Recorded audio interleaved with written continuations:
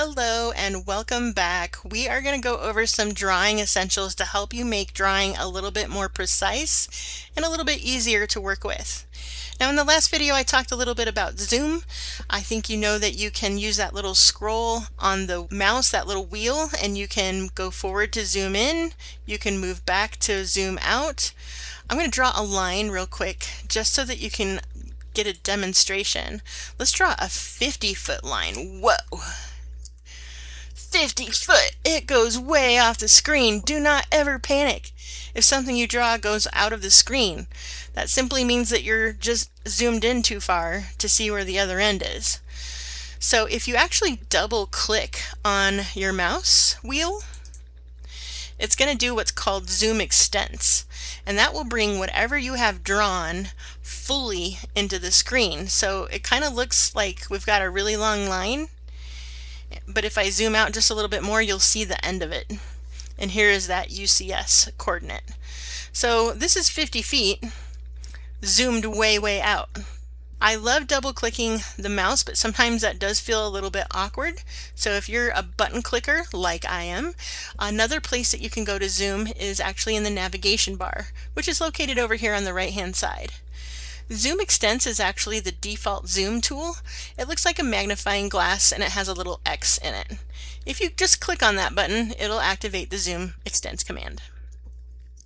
Now you'll notice underneath that button there's a little arrow, and if you click on that, that will list all the different types of zooms that are available out there, which does come in pretty handy. Let me draw another shape. Use the line command.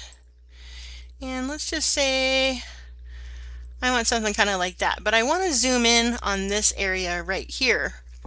Could I use my mouse wheel? Yes, but if I want to be a little bit more precise, I'm going to click on that little arrow underneath the zoom extents, and then I'm going to click zoom window. Now all I'm going to do is draw a box, just like this. So I click to start a box, and then I click to end the box, and whatever was inside of that square will zoom into the frame. Pretty cool, right? Let's try that again. Right now the zoom window is already on top, so it is the icon I can choose, so I'm just going to click on it. I'm going to click to start a box, click to end the box, and it zooms right into where I want to look. Now if something happens that this navigation bar is not there, just go up to View in the ribbon and just make sure that navigation bar is indeed highlighted blue. That's how you know things are turned on. Alright, I'm going to double click and do the zoom extents. Let's get rid of this really big line because it's kind of getting in the way now. Double click one more time, and then I'm just going to zoom out just a little bit. Remember that it's always good to draw to the right of the green line and above the red line and somewhat near the Y coordinate system so that you know where to always find your drawings. And I also did go over the pan command, but I just want to make sure that you understand how it works. If you just click down on your wheel on the mouse, it'll turn your cursor into a little hand, and that will allow you to kind of like grab the background and move it around as you feel like you need to. So if you're zooming in and you need to come down, you can do any kind of combination of zoom and pan to get where you need to go. You can also type pan and it will activate the pan hand. I just like when you click on it and it makes the hand close and open, close and open. Alright, so moving on, let's talk about the OSNAPs, and that's something that I did a little bit in the previous video. I'm going to take this top line and I'm going to delete it. And we're going to redraw that line, so I'm going to go to the Home tab on the ribbon. We're going to choose the line command, and I'm going to hover over the end of this previously drawn line, and you'll see that green box. It's not that the green box is actually called OSNAPs, it's the mechanism that's called OSNAPs. It's actually short for object snaps, but us CAD nerds, you know, we kind of like to shorten things a little bit. The idea is that when your OSNAPs are on, you are able to perfectly place a line end to another line end. So right here, once I see that green box, I click, And then the same thing over here, click. That's how I know that I've done it perfectly. OSNAPs is controlled down in the very bottom right-hand corner of your screen. It looks like a little button that has a square with a smaller square. If you hover your mouse over it, it should say something about Object Snap or OSNAP. Right next to it is a little button, and it lists all the places that you can snap to. Be sure to always have endpoint, midpoint, center, intersection, and extension checked. That's going to help you. So endpoint obviously will allow you to connect to the end of another line or object. Midpoint is very similar, except it finds the exact middle of a line and allows you to draw or connect at that point. Now what happens if Object Snaps is turned off? Just come down here to the very bottom. Let's click on that so that it unhighlights blue. Then let's see if we can draw a line at the top of this. You'll kind of find that it's really hard. You think you got it. Let's see if I got it. But let's zoom in on that area and see what happened. Oh no, I totally thought I was right on the end, but I wasn't. So that just kind of demonstrates without OSNAPs, it's really hard to get it to connect perfectly to the end of any kind of object or line. But with it turned on, we click the line command, we get that little green square, and we get it every time. The last thing that we want is to ever have an overshot like this or an undershot where it creates a gap. Those are very big no-nos. It's like you have bad manners. We don't have bad manners. You must always have your manners in check. So let's get rid of that line. And just make sure that as you're drawing walls, doors, elevations, whatever it is that you're drawing in CAD, no gaps and no overshots. Deal? Okay, let's move on. Let's talk a little bit about polar tracking. You remember that X line? The polar tracking button helps you actually manage the X line. It kind of looks like a circle with an angle on it. I affectionately call this the Pac-Man button.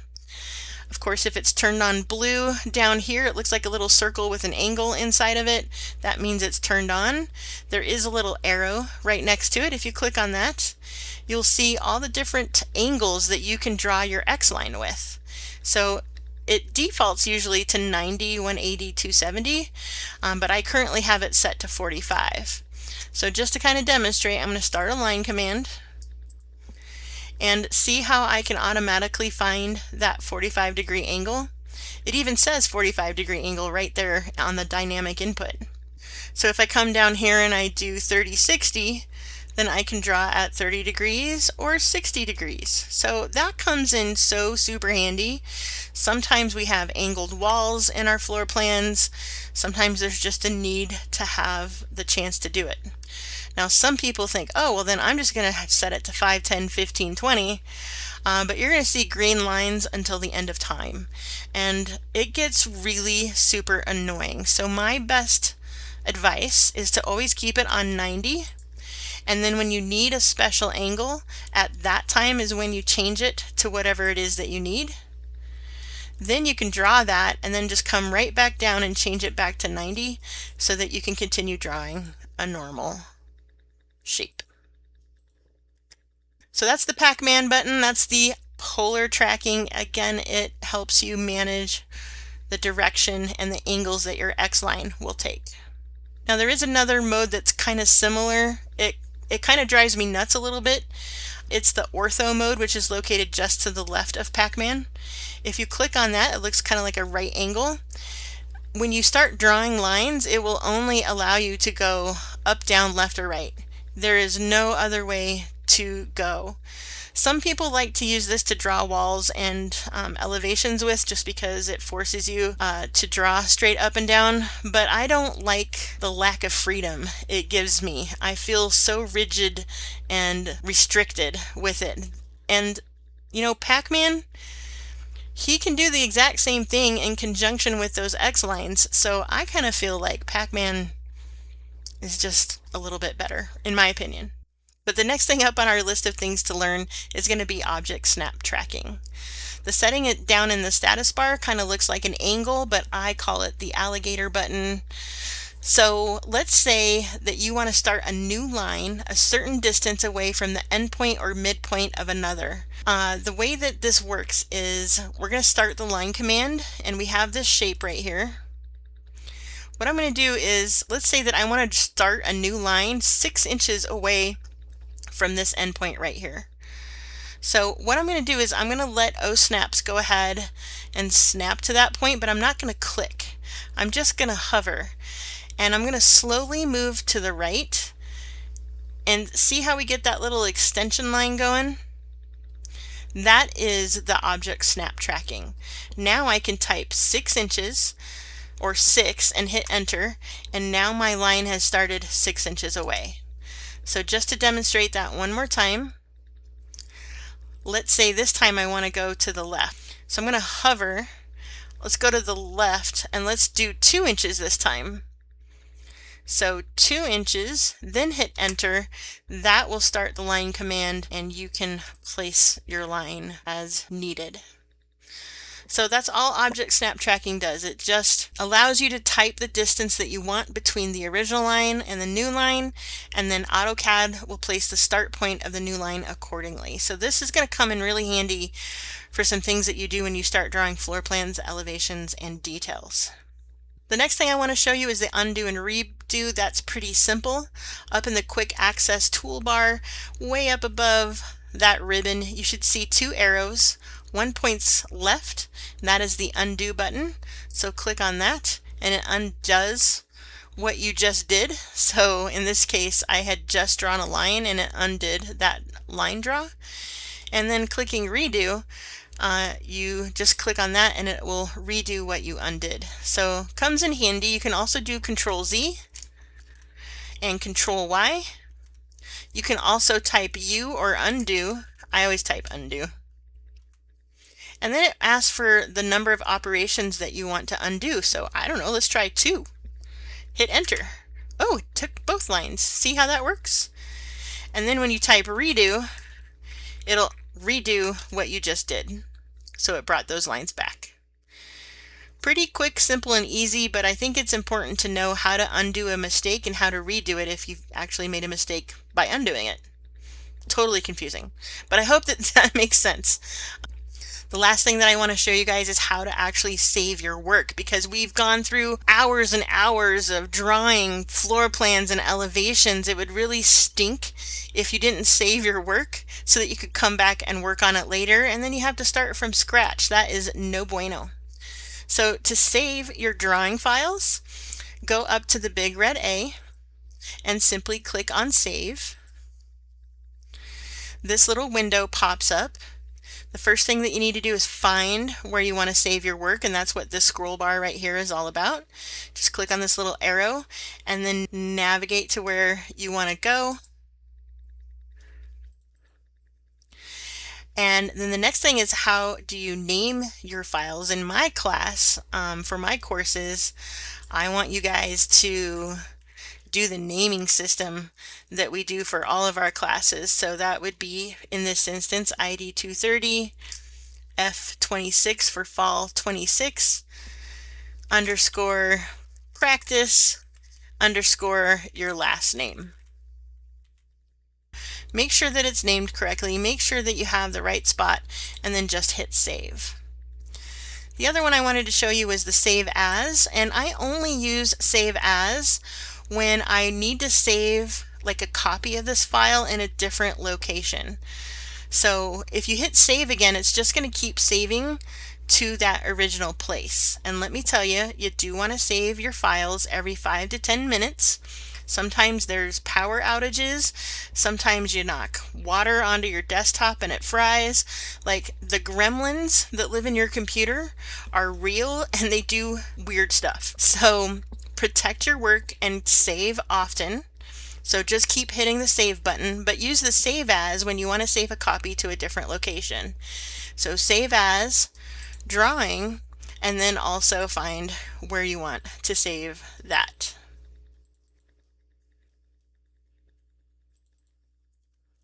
And again, I have it named the way that I want it to. I can just go ahead and hit save. And the reason why you want to save to a couple locations is because you don't want to put all your eggs in one basket, if that makes sense. Only having one copy of your work, what happens if that file gets damaged? You don't really have a great backup for it. So I always encourage my students, when you're working on important work, especially big projects, save it to the main place that you want to go to, but also save a copy on a different device. That way you're protecting your work. You have a really great backup file in case something happens to that original file. You don't have to start from scratch. So important. All right, enough of this soapbox. That's all I wanted to kind of show you today. In the next video, we're going to go over how to draw shapes.